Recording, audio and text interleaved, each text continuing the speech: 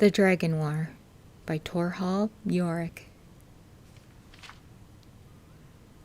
In the Merethic era, when Ysgramor first set foot on Tamriel, his people brought with them a faith that worshipped animal gods. Certain scholars believe these primitive people actually worshipped the divine as we know them, just in the form of these totem animals. They deified the hawk, wolf, snake, moth, owl, whale, bear, fox, and the dragon. Every now and then you can stumble across the broken stone totems in the farthest reaches of Skyrim. Foremost among all animals was the dragon. In the ancient Nordic tongue it was Dragon. Occasionally the term Dovra was used, but the language or derivation of that is not known. Using either name was forbidden to all except the dragon priests. Grand temples were built to honor the dragons and appease them. Many of them survive today as ancient ruins haunted by Draugr and undead dragon priests. Dragons, being dragons, embraced their role as god-kings over men. After all, were they not fashioned in Akatosh's own image? Were they not superior in every way to the hordes of small, soft creatures that worshiped them?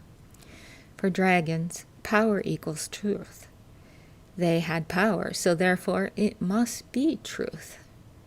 Dragons granted small amounts of power to the dragon priests in exchange for absolute obedience. In turn, the dragon priests ruled men as equals to the kings. Dragons, of course, could not be bothered with actually ruling.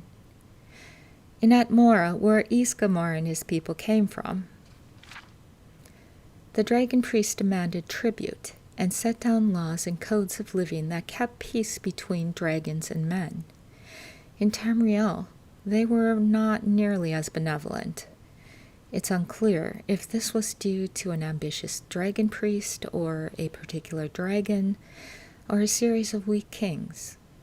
Whatever the cause, the dragon priests began to rule with an iron fist, making virtual slaves of the rest of the population.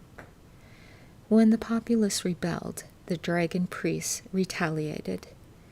When the dragon priests could not collect the tribute or control the masses, the dragon's response was swift and brutal. So it was the Dragon War began.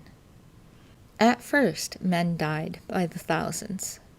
The ancient texts revealed that a few dragons took the side of men. Why they did this is not known.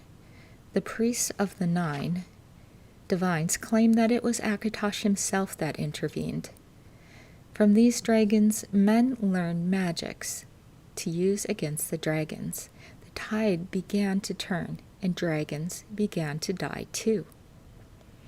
The war was long and bloody. The dragon priests were overthrown, and dragons were slaughtered in large numbers. The surviving dragons scattered, choosing to live in remote places away from men. The dragon cult itself adapted and survived. They built the dragon mounds, entombing the remains of the dragons that fell in the war. They believed that one day the dragons would rise again and reward the faithful.